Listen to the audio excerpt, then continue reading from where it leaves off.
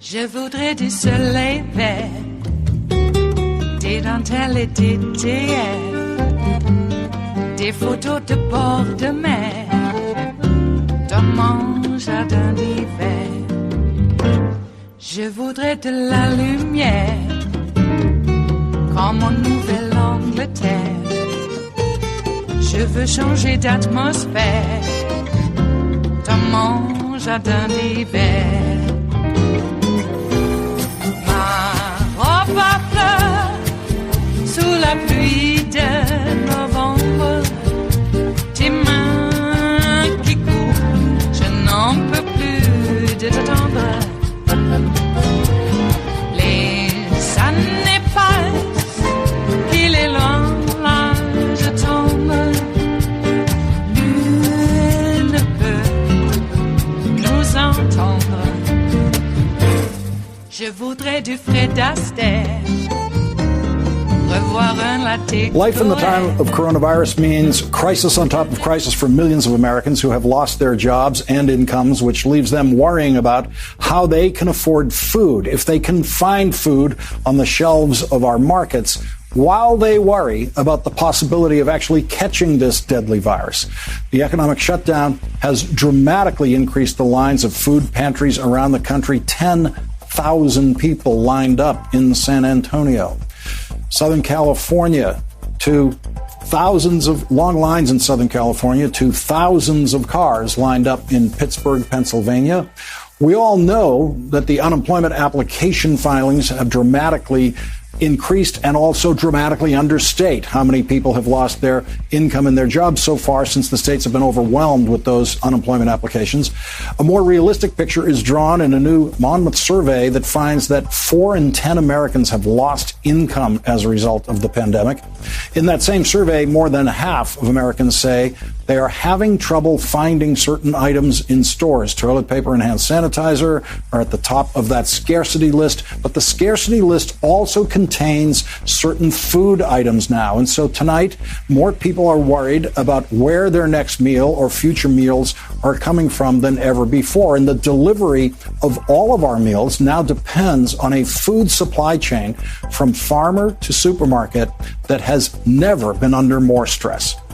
Andrew Zimmern is an award-winning chef, writer, and teacher, and the host of the MSNBC limited series, What's Eating America. Andrew, thank you very much for joining us tonight. Let's start with the food supply chain and what's happening. We're reading about farmers dumping crops, dumping products. What is happening in the supply chain? Yeah, we've gone in a short matter of weeks, Lawrence, from the shame of seeing those that could afford to buy food and eat depleting the shelves in our supermarkets, to talking about if there was enough food. A few weeks ago, I was on air saying there was enough food in the supply chain, but the first cracks would be distribution-based, and we started to see that last week. You shut down restaurants, you shut down schools, and the traditional pathway for a lot of those trucks from the wholesaler and warehouses now has to be rerouted to the places where people are actually picking up food, the grocery store, the community resource kitchen, or some other public or private space which is doing community resource work, allowing people to pick up goods. But remember, this is a healthcare crisis we're in. And, you know, I talked a couple weeks ago on the shows about the healthcare cracks that would soon appear. We saw that last week with reports from the farmers themselves, that conditions on the farms, in the factories, on the fishing boats, in the crab houses, in the abattoirs, people were not practicing proper physical distancing. They weren't cleaning properly. A lot of workers are living in those places 4 to 6 to a room, taking transportation to and from work as a group. And a lot of us were talking about the fact that if we didn't protect workers in the supply chain, we were in trouble. Well, the reality is that's where we are now, based on the Smithfield processing plant shutting down in South Dakota. That's a hotspot in that state from a coronavirus case total standpoint, right? It's about 40% of the cases in South Dakota are in that plant itself. It's also responsible for 4% of the pork that's sold in the United States. So we do now have a supply chain problem. You were talking with the doctor before about the necessity for testing. We need to be testing and retesting these essential skilled workers, and we needed to have been doing it weeks ago. We need to get those frontline workers and food people, farmers, anyone touching our food and grocery stores, etc., people trucking it are essential workers now, and they need to be protected, tested, because their working living conditions are prone to transmit, not mitigate the virus. Andrew, I've been urged to include people working at our supermarkets as part of the frontline troops who are actually keeping us going through this. I haven't been thinking all the way back in the supply chain to what you just identified. Those are the forgotten heroes of this story. Yeah, well, we've kept them in the shadows. You know, we talked about this in our premiere episode of What's Eating America.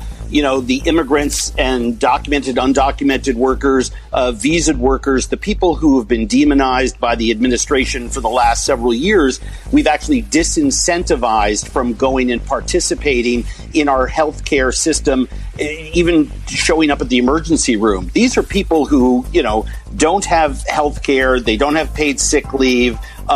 They are paying into our tax system. They are essential workers. They are skilled workers. But we've done everything possible to incentivize them from helping out by taking care of themselves at a time where it is essential that we all be taking care of ourselves as a way to take care of the people in our country. I'm really, really worried about the workers in our supply chain. The trucks, you know, we're a capitalist society. The trucks will find their way to the places where it needs to go. Cucumbers will grow again. But we need to have people who are planting the cucumbers. We need to have people who are cutting the chickens in the chicken factories. We need to have people who are taking fish out of the ocean. Without people, it's a very, very simple idea. It goes back 10,000 years. If we don't have people producing the food, we're not going to be able to eat. It is Tuesday, the 14th of April of 2020, and you are in West Coast Cookbook and Speakeasy. I am your chef de cuisine, Justice Putnam, and our daily special is Tarrytown Chowder Tuesdays, a small, scant dash, a mere pinch of hot smoked Hungarian paprika will make all the difference in the world. It certainly will. Well, thank you, Wisconsin voters, for showing up during a pandemic. It took a little bit of time, though some people say it didn't take all that long in relative terms, to get the results of the vote, of the election. And Wisconsin voters resoundingly said to the Republican Party, F you. F you. You want to put our lives in danger so that we can use our franchise? We will then. Because that's what the American spirit is about.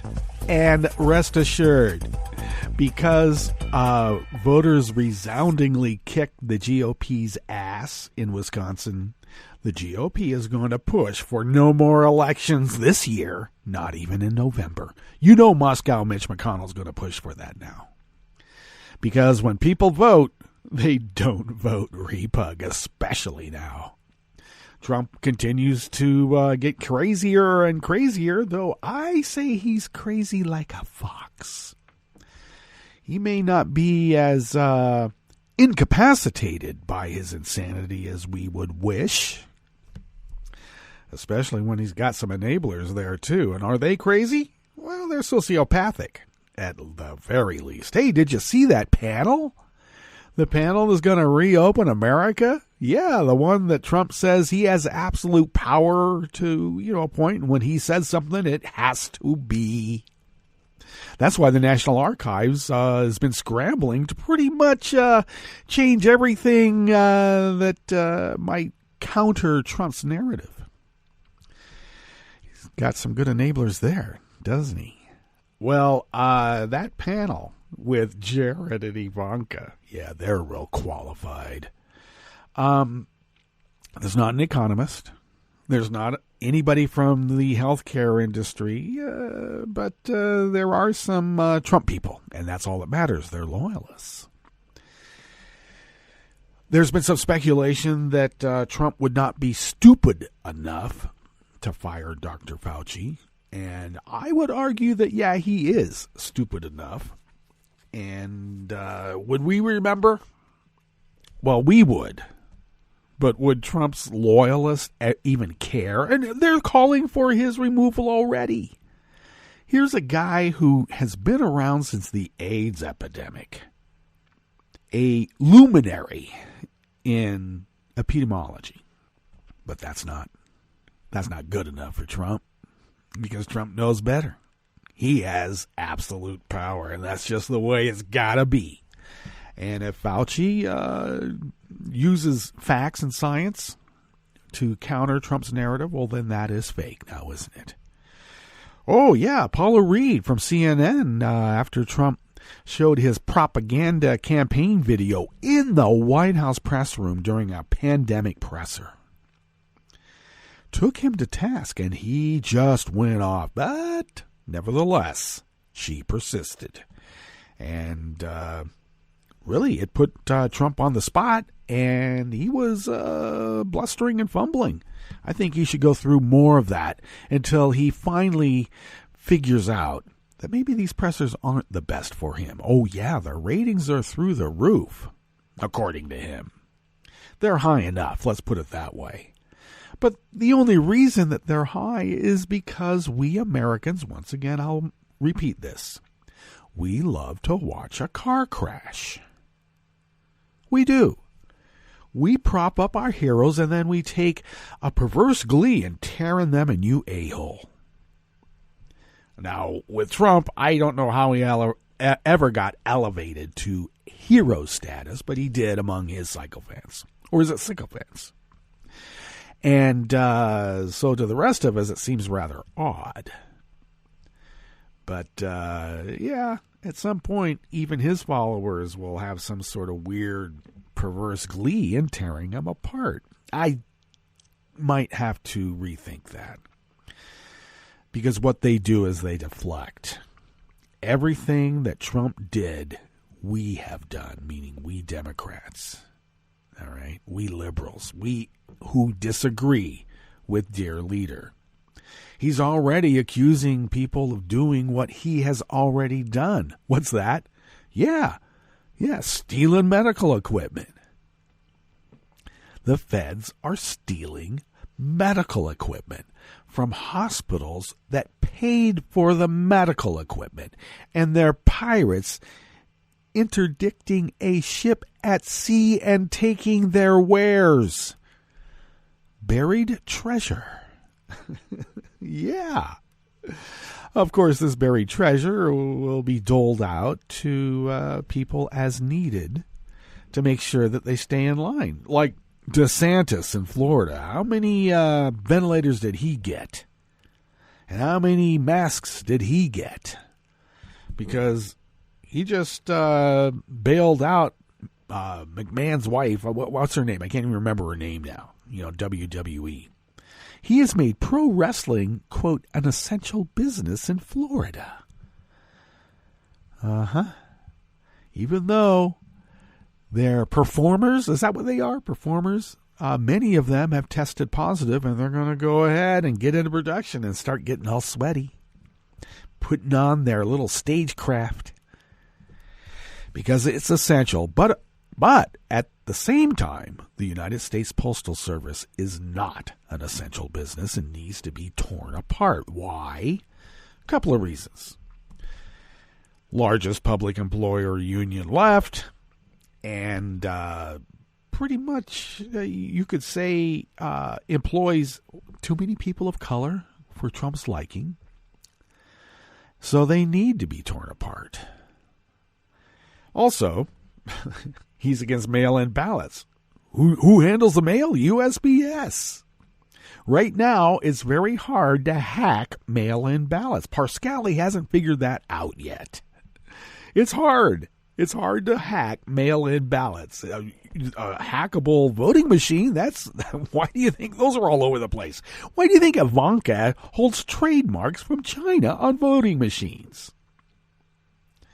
Because they can be hacked, and they have. So, yeah, they see the writing on the wall. The slumbering giant, the terrible slumbering giant, as Yamamoto intoned, has been awakened. And Wisconsin was the first little, spasm of consciousness. More to come. What's on the rest of the menu here at the Bistro Cafe of West Coast Cookbook and Speakeasy?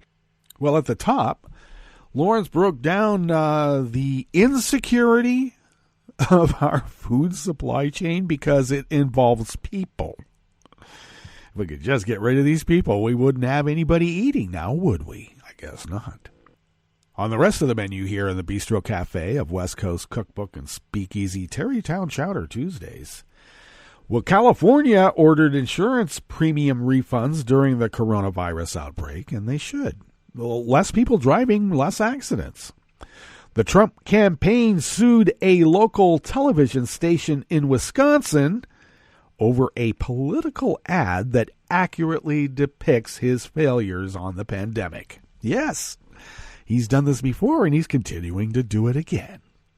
And Fat Tony's son, Trump Labor Secretary Skinny Jean Scalia, was slammed for his despicable efforts to roll back unemployment benefits and paid leave in the coronavirus stimulus package. That's what they do. After the break, we move to the chef's table, where a comprehensive study by researchers at a consortium of Brazilian universities and institutes found the country has 12 times more coronavirus cases than is officially reported. Well, Bolsonaro wanted it that way. And authorities in Kyiv sealed off a 1,000-year-old Orthodox monastery that became a coronavirus hotspot. All that and more. On West Coast Cookbook and Speakeasy, bon appetit.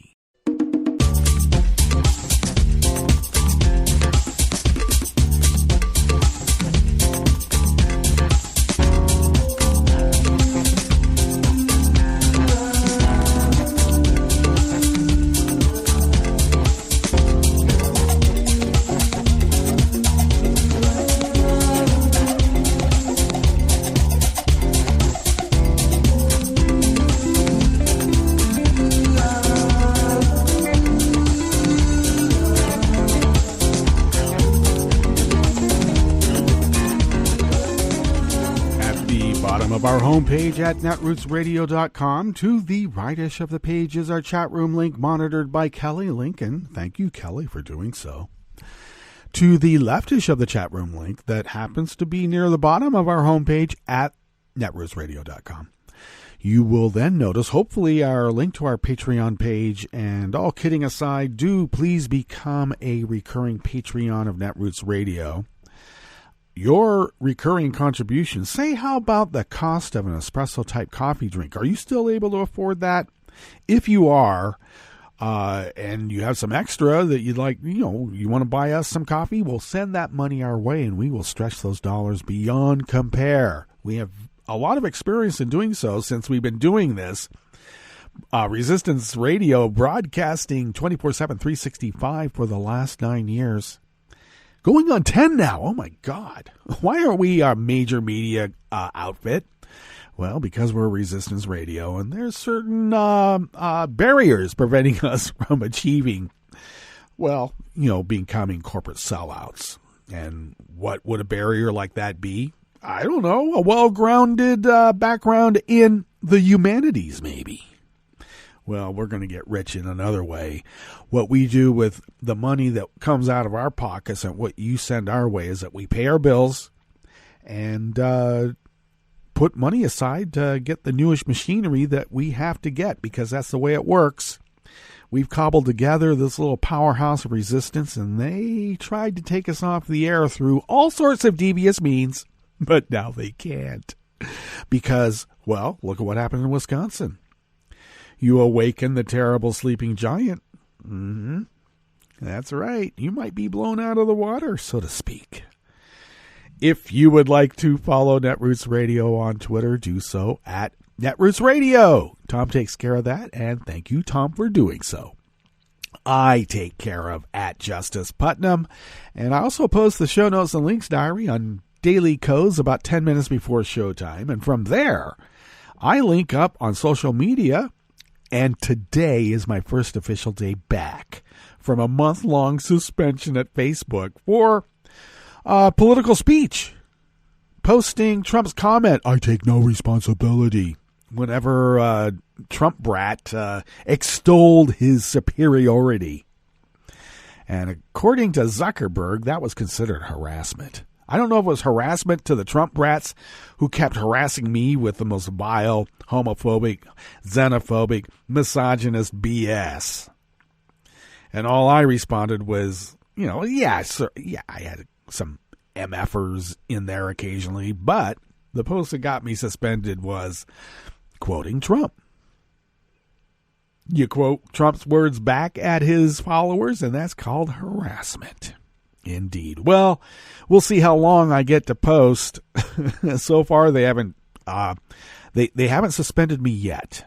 Again, I expect it because that's the way Zuckerberg works. But I'm back on Facebook for good or ill. If you would like to follow the show on Twitter, you can do so at Cookbook West and pick up podcasts by way of Spreaker, Stitcher, TuneIn, iHeart, YouTube, iTunes, etc., etc., etc. All right. This first offering here in the Bistro Cafe at West Coast Cookbook and Speakeasy is out of the Associated Press by Adam Beam. California's insurance commissioner yesterday, Monday, ordered some companies to refund premiums for March and April because of coronavirus, issuing a broad directive that includes payments made for workers' compensation, medical malpractice, and private and commercial auto policies. The order from Ricardo Lara is based on a voter-approved law from 1988 that gives the insurance commissioner authority to approve rates before they go into effect. The law also says no rate will remain in effect that is excessive, adequate, or unfairly discriminatory. Unfairly discriminatory, because apparently there's fair discrimination. Insurance companies set rates based on how much risk is involved, using historical data to make those calculations. Wait until Trump finds out historical data. Can't have that. But since mid-March, most of California's business sector has come to a halt because of the spread of coronavirus. Governor Gavin Newsom, a Democrat, issued a statewide stay-at-home order on March 19th that closed schools and non-essential businesses. They have to identify him as a Democrat because the only sane people who would do this would be Democrats. I don't know why you have to. I don't know why you have to name him as a Democrat. It's okay. Since then, traffic even in San Francisco and Los Angeles has virtually disappeared. Elective surgeries have been canceled, and more than 2 million Californians have filed for unemployment benefits.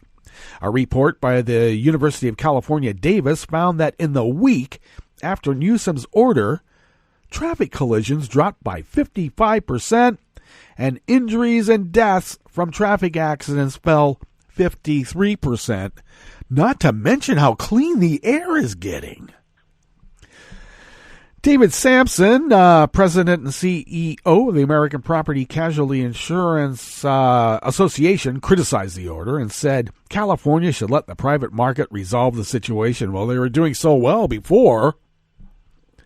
This is why we have government. He noted insurers have already announced billions of dollars in premium relief in recent weeks. That includes insurance giant Allstate, which announced last week it would return 15% of premiums in March and April to most consumers, amounting to about $600 million according to a regulatory filing. Well, that leaves quite a bit left over for them to put in their own pockets, and I mean the insurance companies. Now is not the time for arbitrary calls for rate decisions, Sampson said. This is not an arbitrary call, sir. And I don't even know why I'm giving you the honorific of sir. Because it's not arbitrary. It has intention behind it. It's conscious. Monday's order is one of a number of actions from state regulators aimed at relieving financial pressure on residents and businesses from coronavirus closures. In California, income taxes, mortgage payments, and evictions have been delayed through a combination of government orders and industry agreements. Wow. I thought only Trump had total power, and that's just the way it's got to be. Insurance companies have 120 days to comply, and Laura's order gives them several options. They can refund premiums, reduce them, or give customers a credit. Refunds can be based on an estimated change in risk, with amounts based on an average percentage.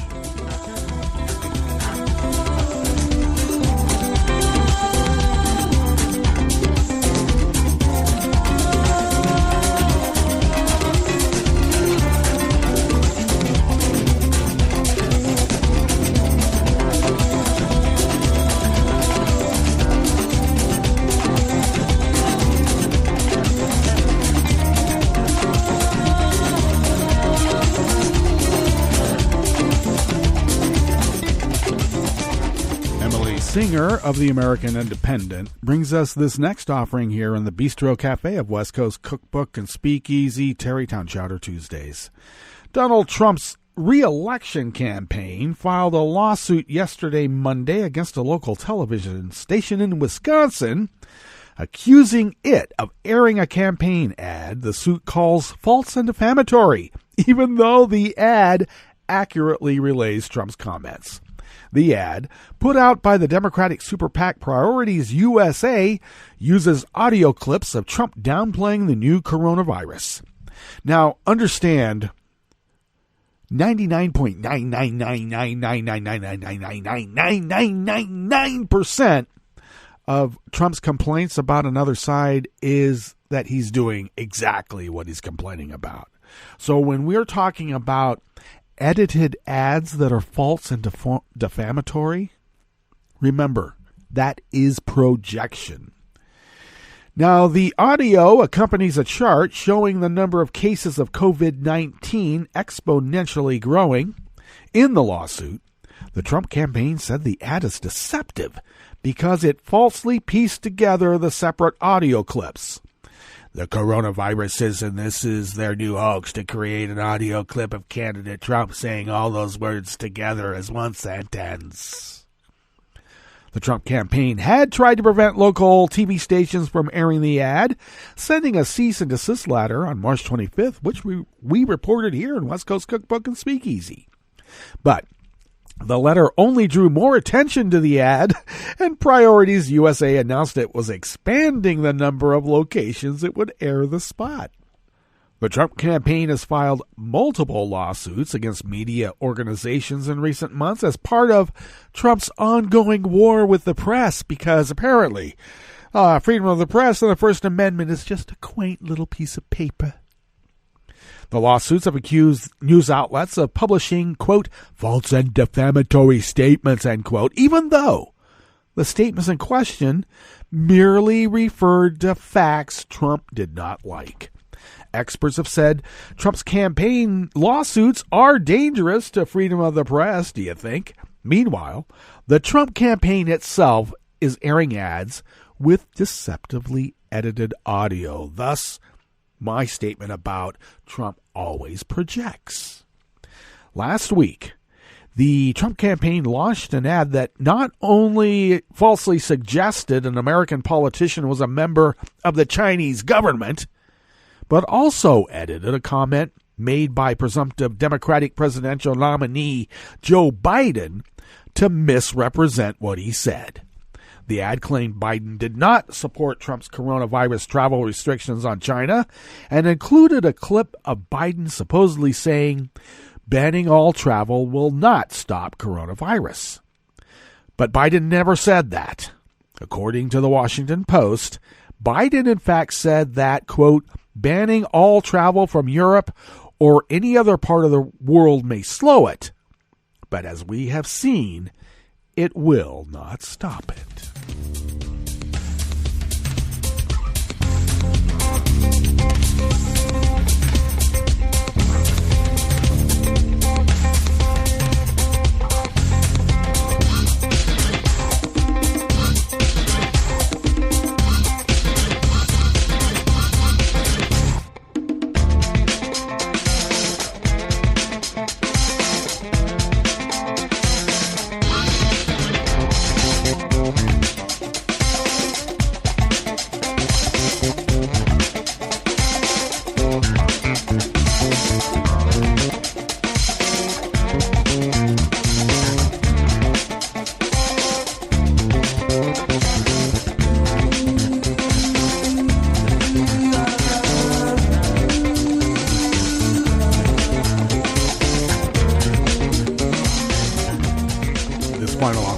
The Bistro Cafe of West Coast Cookbook and Speakeasy comes out of Common Dreams by Jake Johnson. From his guidance rolling back paid leave benefits to his attempt to limit who qualifies for beefed-up unemployment insurance, Labor Secretary Eugene Skinny Jean Scalia's implementation of the multi-trillion-dollar coronavirus stimulus package is coming under fire from Democratic lawmakers and advocacy groups who say the former corporate lawyer's handling of the new law favors businesses over people in desperate need of assistance. Well, that's how they work. Scalia, son of the late Supreme Court Justice Antonin Fat Tony Scalia. Oh, all honorifics and mob nicknames, if they weren't already made up by somebody and I've just appropriated them, I've made them up myself. They're not part of the actual reportage because this is West Coast Cookbook and Speakeasy. We take something and add our own little ingredients. We do. Well, Skinny Jean used his department's authority over the new laws enacted by Congress to limit who qualifies for joblessness assistance and to make it easier for small businesses not to pay family leave benefits.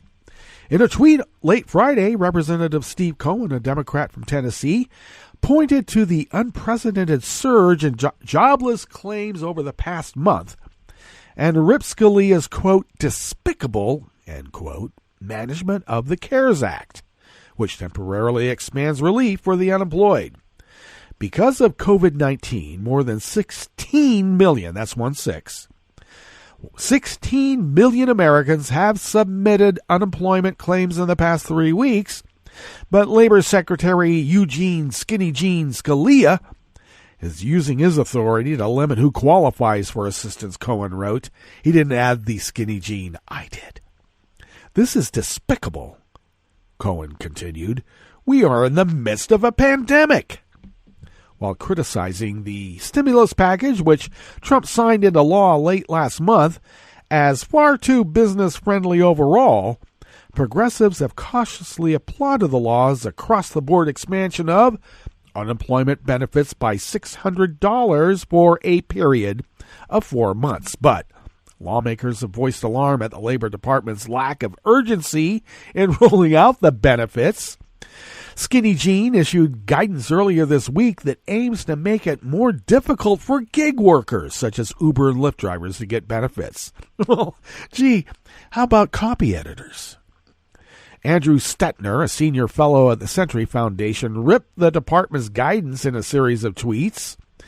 And earlier this month, as Common Dreams reported, Senator Patty Murray of Washington, a Democrat, and Representative Rosa DeLario of Connecticut, also a Democrat, slammed Scalia for quietly scaling back the already inadequate paid leave provisions in the CARES Act by creating, quote, gratuitous loopholes, end quote, for companies to deny benefits to their employees. Now, Scalia has not been shy in offering his opinion on the stimulus law's expansion of benefits.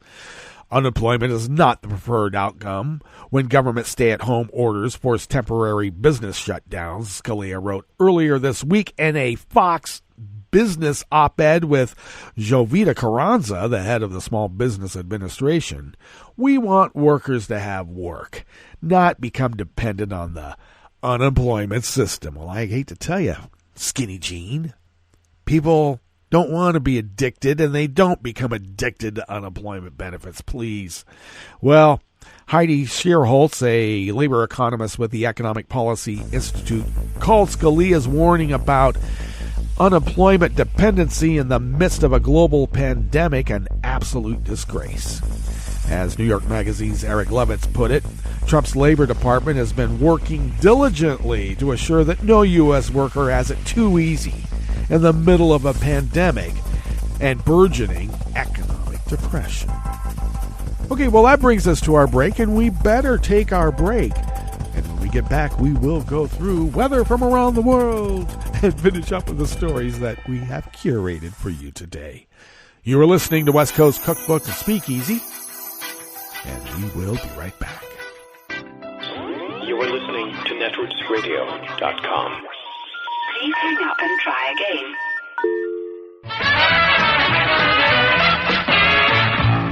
From a point at sea to the circles of your mind, a new force is at work for planetary transformation. New radio for a new Earth.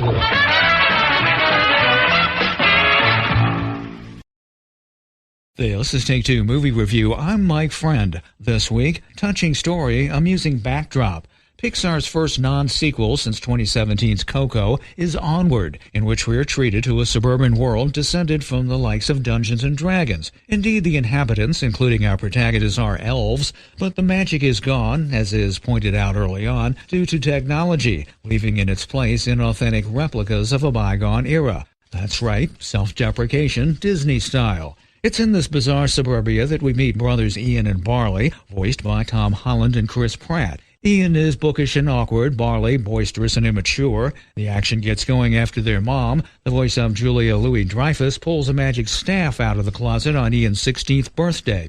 With the staff, a gemstone, and accompanying directions, the boys are supposed to be able to bring back their deceased dad, whom Ian has never met, for a 24-hour period. Ian attempts the spell, but succeeds only in bringing back Dad's lower half, thus necessitating what else but a quest in order to complete the spell and reassemble Dad. Said quest occurs mostly in Barley's van, named Guinevere, and features hilarious mythical characters. Octavia Spencer's Manticore is a notable one, plus police chases, an encounter with a motorcycle gang of sprites, all with a top-stuffed and bespectacled half-dad recalling Weekend at Bernie's. What makes Pixar films work is their ability to combine creative imagery with authentic emotion. The dynamic that plays true in this one is the love-hate sibling relationship with the issue of the lost parent. In fact, director Don Scanlon was himself a younger brother, left fatherless at a young age.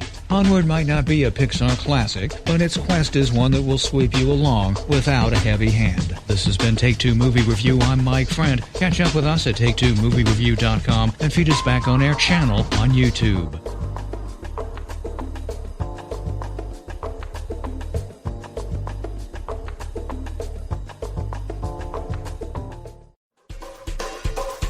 This is Scientific American's 60-Second Science. I'm Jason Goldman. Brown-headed cowbirds are obligate brood parasites.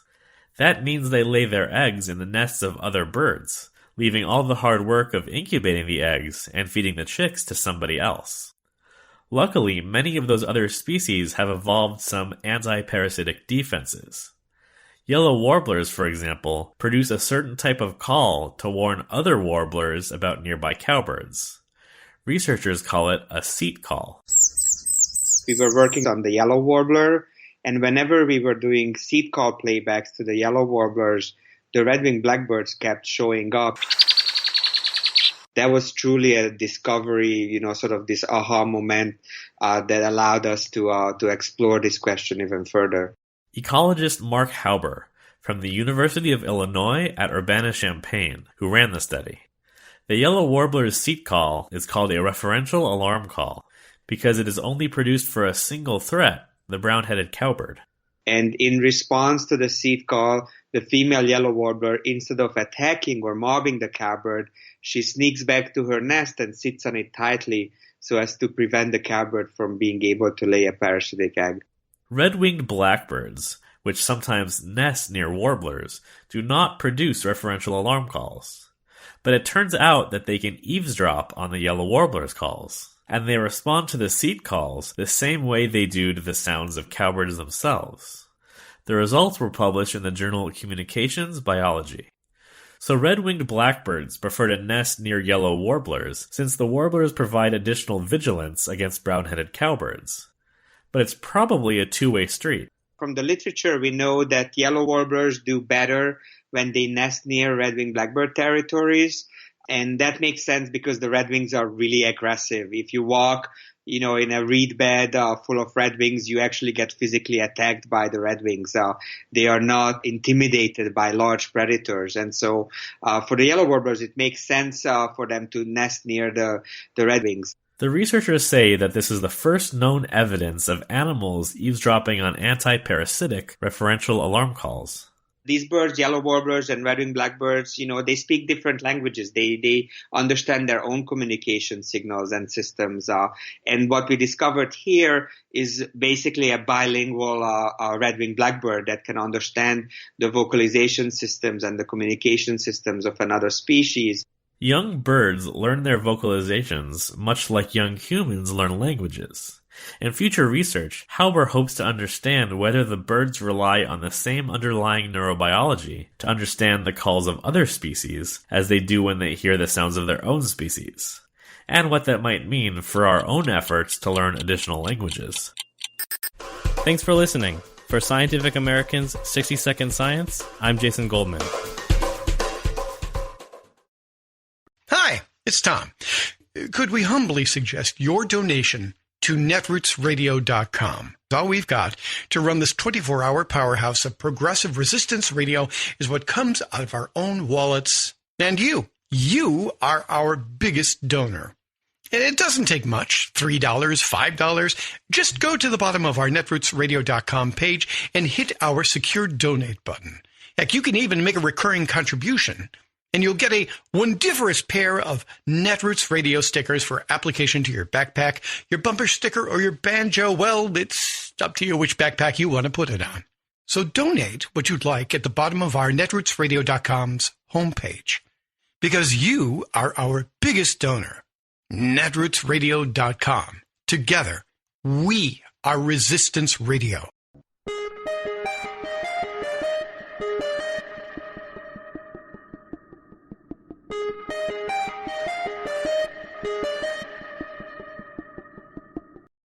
I'm Rick Smith, and this is Labor History in 2. On this day in labor history, the year was 1930. That was the day that 114 agricultural laborers in California's Imperial Valley paid a harsh price for joining together to try and improve their working conditions.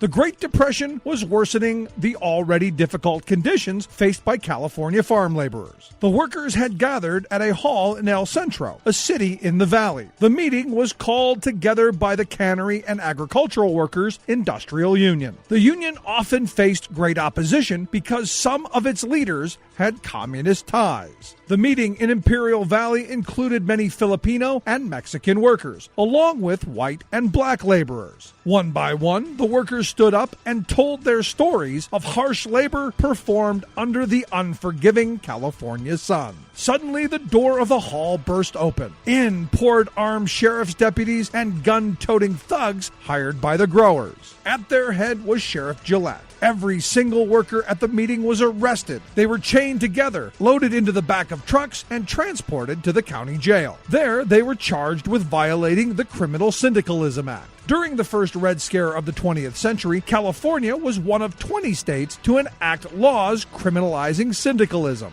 9 stood trial in front of Superior Court Judge Von Thompson. 3 Mexican workers were ordered deported. The remaining 6 were convicted and sentenced to between 2 and 42 years in prison. They were ordered to serve hard time either at Folsom State Prison or San Quentin. Judge Thompson declared that for communists, anything less than a life sentence was lenient. In 1933, the final 2 prisoners were released from prison. Organizing California farm workers was a long and difficult campaign that faced great opposition.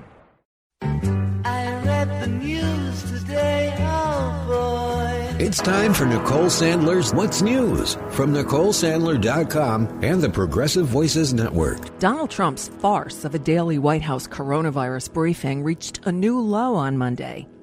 Trump took to the podium as if it were Festivus in time for the airing of the grievances. After complaining about how he's not being appreciated for the great job he's done protecting the nation from COVID-19 and the recent damning examination of his disastrous response by the New York Times, Trump called Dr. Fauci to the podium for what looked like a hostage video. The good doctor stated that he wasn't criticizing dear leader in interviews over the weekend when he suggested that more lives would have been saved had the mitigation steps been put into effect earlier. But then Trump went over the edge as he played what can only be described as a propaganda film, highlighting highly edited praise for Herr Trump from journalists and governors alike. Both CNN and MSNBC cut away from the so-called briefing. On CNN, John King clearly called it what it was. That was propaganda. That was not just a campaign video. That was propaganda aired at taxpayer expense in the White House briefing room. And it was selective cherry-picking information. But wait, there's more. Seriously, the wrecked train kept rolling as Trump began ranting about the need to open the economy again and proclaiming that the decisions about when and how to reopen everything was his exclusively, as the president has, quote, total authority. Just to be very specific, for instance, if a governor issued a stay-at-home order... When you say my authority, the president's authority, not mine, because it's not me. This is when somebody's the president of the United States, the authority is total. And that's the way it's got to be. Total. Your authority is total. It's total. It's total. And the governors know that. So if the governors know that. Now you have a couple of bands of excuse me. You have a couple... Could you rescind that order? You have a couple of bands of Democrat governors, but they will agree to it. They will agree to it. But the authority of the President of the United States having to do with the subject we're talking about is total. You get that? Kudos to CNN's Caitlin Collins, who attempted to question that assertion, even calling him out, saying that statement is just simply not true. A quick question about something you just said. You said when someone is president of the United States, their authority is total. That is not true. Who okay, you know what we're going to do? We're going to write up papers on this. It's not going to be necessary because the governors need us one way or the other, because ultimately it comes with the federal government. That being said, we're getting along very well with the governors, and I feel very certain that there won't be a problem. Yeah, please, go ahead. Has any governor agreed that you have the authority to decide when their state... I haven't asked anybody, because I don't... You know why? Because I don't have to. Go ahead, please. But who told you that the president has the total authority? Enough. There really are no words.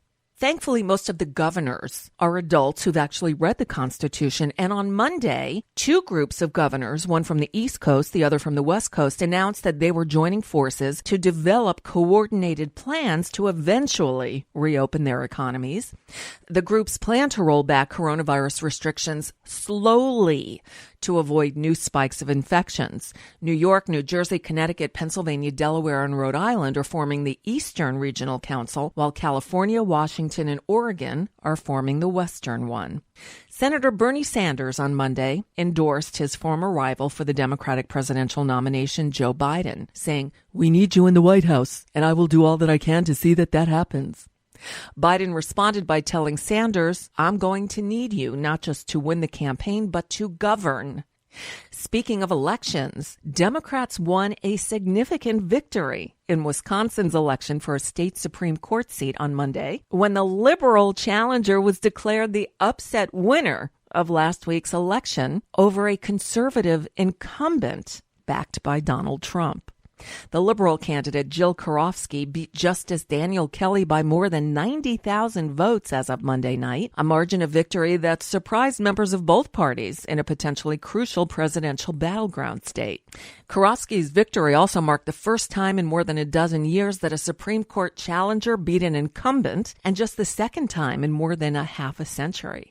Her win over Justice Daniel Kelly will shift conservative control of the court from a 5-2 to a 4-3 majority. We still got work to do. Now, the U.S. Supreme Court is gearing up to hear arguments for 10 cases over the phone for the first time in history. The next session, from May 4th to 13th, will include a case on faithless electors in the Electoral College and a case combining House Democrats and New York State prosecutors' subpoenas for Donald Trump's financial records. The Supreme Court has already delivered decisions remotely since the COVID-19 pandemic began, though that wasn't a new practice for the court. The decision to let Wisconsin's primary continue during the pandemic was delivered remotely, but the court had postponed future arguments until deciding to proceed via telephone on Monday. And that's just a bit of what's news for now. I'm Nicole Sandler. If you appreciate these reports and the Nicole Sandler Show, I hope you'll consider making a contribution. My work is 100% listener supported, and I can't do it without your help. Find out more by visiting NicoleSandler.com and clicking on that donate button.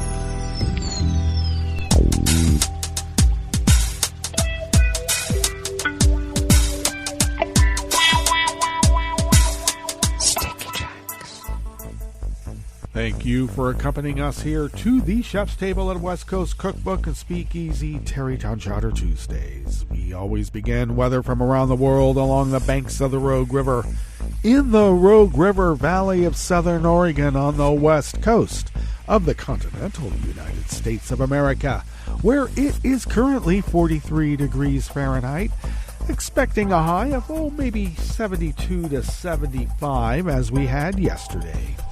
Sunny conditions should prevail, throughout the whole day. Winds out of the north-northwest at 5 to 10 miles per hour in just a couple of hours. Clear to partly cloudy overnight with a low in the mid-40s. Winds out of the north-northwest at 5 to 10 miles per hour. And then intervals of clouds tomorrow with sunshine. High near 70 to 72. Winds out of the north at 5 to 10 miles per hour. And it looks like we may have some rain beginning late Saturday and lasting for quite a few days into next week. So we'll see how that goes. April showers, Confirmed cases of coronavirus in Jackson County here in Southern Oregon stands now at 47. And no one has died, at least reported so far. Grass pollen is rated low in the local area. The air quality index for the region is in the good range at 28 parts per million, and the daytime UV index is moderate at 5.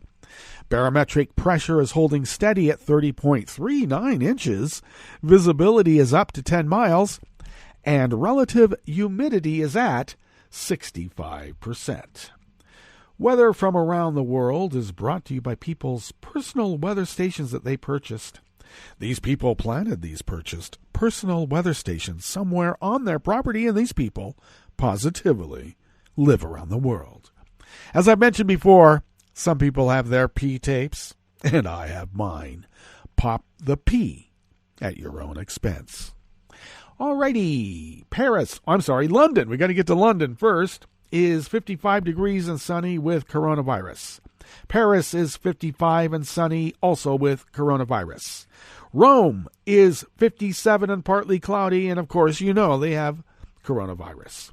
Kyiv is 39 degrees with light rain, and we'll talk about their issue with coronavirus in the upcoming amuse-bouche. Kabul is 54 with rain, and yes, they have quite a bit of coronavirus, and the Taliban can't stop it. Hong Kong is 65 and partly cloudy, and they don't care about social distancing anymore. They're going to go out and party in spite of coronavirus. Tokyo is 50 degrees and clear, and looks like they're going to be put in a lockdown because of coronavirus. Sydney, Australia is 62 degrees and clear with coronavirus. San Francisco, California is 48 degrees Fahrenheit and sunny with a lockdown for the whole state because of coronavirus. And New York is 51 degrees Fahrenheit, partly cloudy. And of course, they're at a plateau, not decreasing. They are at a plateau with coronavirus. And that is weather from around the world, brought to you by people's personal weather stations that they purchased. These people planted these purchased personal weather stations somewhere on their property. And these people positively live around the world.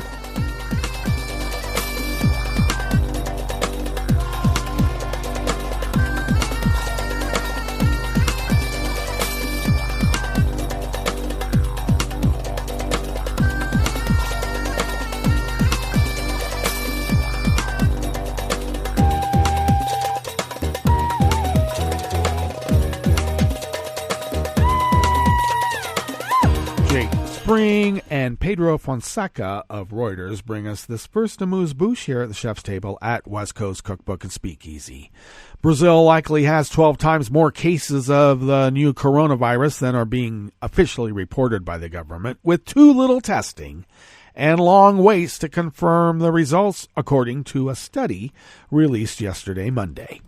Researchers at a consortium of Brazilian universities and institutes examined the ratio of cases resulting in deaths through April 10th and compared it with data on the expected death rate from the World Health Organization. The much higher than expected death rate in Brazil indicates there are many more cases of the virus than are being counted, with the study estimating only 8% of cases are being officially reported. The government is focused on testing serious cases rather than all suspected cases, according to the consortium. And the center and medical professionals have also complained of long wait times to get test results. Officially, Brazil's coronavirus death toll rose to 1,328 yesterday, Monday, while the number of confirmed cases hit 23,430, according to the health ministry data. Yet, year to date, the number of hospitalizations for severe respiratory symptoms has been over 3 times higher than usual for the time of year, but only 12% of those have been confirmed as COVID-19. The high degree of under-notification could give a false impression about control of the disease, and consequently could lead to a decline in containment measures. You see, Trump doesn't want to test here either.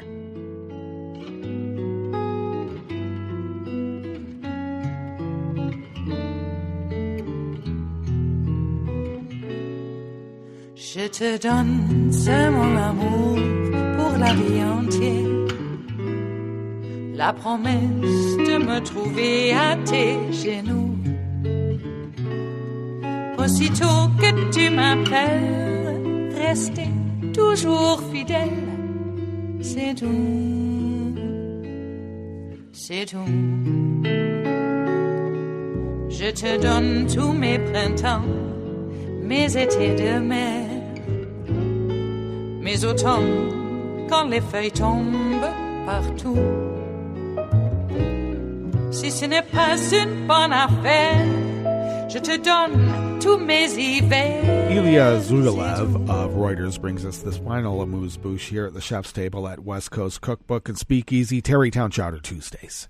Authorities in Kyiv sealed off a 1,000-year-old Orthodox Christian monastery after reporting that 2 of its members had died and more than 90 had contracted the coronavirus. And it's not the coronavirus, it is simply coronavirus. The city administration has dispatched doctors and mobile x-ray machines to the sprawling Kyiv Pushkush Lavra complex, the headquarters of the Russian-backed wing of the Ukrainian Orthodox Church known as the Moscow Patriarchate. We must have a real picture of the outbreak, Kyiv Mayor Vitaly Klitschko said in a statement. The Moscow Patriarchate had initially asked worshippers to ignore government-imposed lockdown measures, which include a ban on church gatherings, and urged people to come to church and hug each other, but it later fell in line with the quarantine rules, closing its churches to the general public and disinfecting buildings. And Metropolitan Pavel told Reuters last week he had underestimated the problem, do you think? And I suppose it's better late than never. Too bad you're responsible for hugging people to death. All right. That brings us to the end of our broadcast period, but you do know Netroots Radio will broadcast on, and we'll meet up tomorrow for Smothered Benedict Wednesdays. So do stay tuned to Netroots Radio all day and all night for all the breaking news as it breaks, and we'll meet up here tomorrow, right here on West Coast Cookbook and Speakeasy. Bon appetit.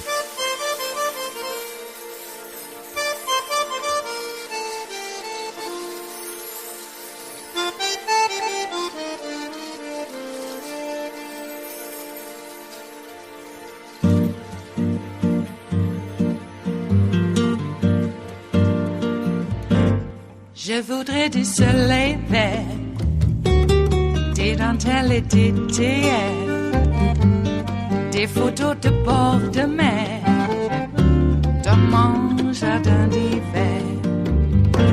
Je voudrais de la lumière, comme en Nouvelle-Angleterre. Je veux changer d'atmosphère, dans mon jardin d'hiver. Robe à fleurs sous la pluie de novembre, tes mains qui courent, je n'en peux plus de t'attendre. Les années passent, il est loin, là je tombe. Nul ne peut nous entendre. Je voudrais du Fred Astaire, revoir un latte Goer. Je voudrais toujours te plaire dans mon jardin d'hiver.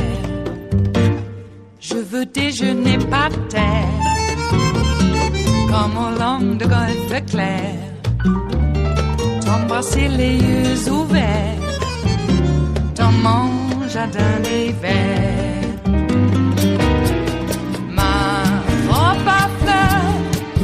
Sous la pluie de novembre, tes mains qui courent, je n'en peux plus de t'attendre. Les années passent, il est loin, là je tombe. Nul ne peut nous entendre. Ba-da-da-dum-di-da-dum. Ba-da-da-dum-di-da-dum. Ba-da-da-dum-di-da-dum. Dans mon jardin d'hiver.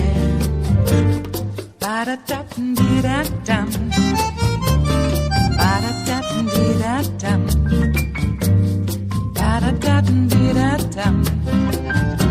Dans mon jardin d'hiver. Dans mon jardin d'hiver. Dans mon jardin d'hiver.